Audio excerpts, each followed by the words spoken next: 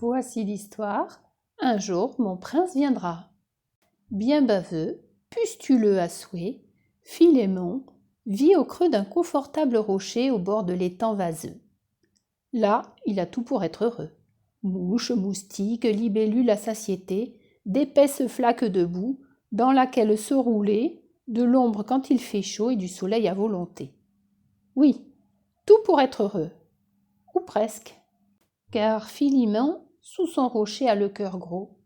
Lorsqu'une princesse l'embrasse, rien ne se passe. Absolument rien. Tenez, pas plus tard qu'hier, 3 jeunes filles se sont présentées. La princesse Isabeau, pour commencer. Elle s'est approchée doucement avant de murmurer. « Puis-je avoir un baiser ?» Puis elle a niché Philémon au creux de ses mains et elle a posé sa bouche sur celle du tout petit crapaud. Et là, rien. Rien de rien. Crapaud il était, crapaud il restait. Philémon aurait bien voulu s'excuser, mais la belle partait déjà. 5 minutes après, la princesse Mélie est arrivée. Sans façon, elle l'embrassait si fort qu'il s'est cru sur le point d'étouffer. Et là, rien. Rien de rien. Crapaud il était, crapaud il restait.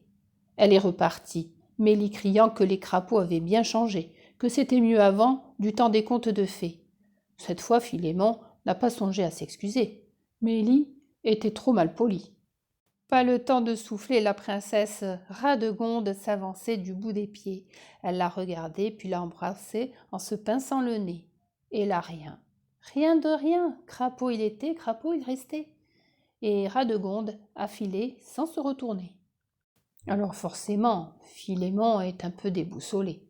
Ses parents, pendant des années, lui ont répété « Quand tu seras grand, mon enfant, un doux baiser fera de toi un prince charmant. » Sauf que désormais, il est grand, et aucun baiser, même de la plus aimable des princesses, n'a fait de lui un prince charmant. Lui aurait-on menti? Il soupire, s'étire et sort de son rocher. Il entend des pas, il a de la visite. Pas de princesse, mais un jeune homme qui s'assoit à ses côtés. « Je me présente, dit ce dernier, prince Arthur de belle allure. » Philémon le salue et le silence s'installe. « Je suis bien ennuyé, finit par dire Arthur. Je ne trouve personne à aimer, personne avec qui me marier. » Ça tombe bien, s'exclame Philémon. Des princesses, j'en connais des 1000 et des 100. Je peux vous les présenter.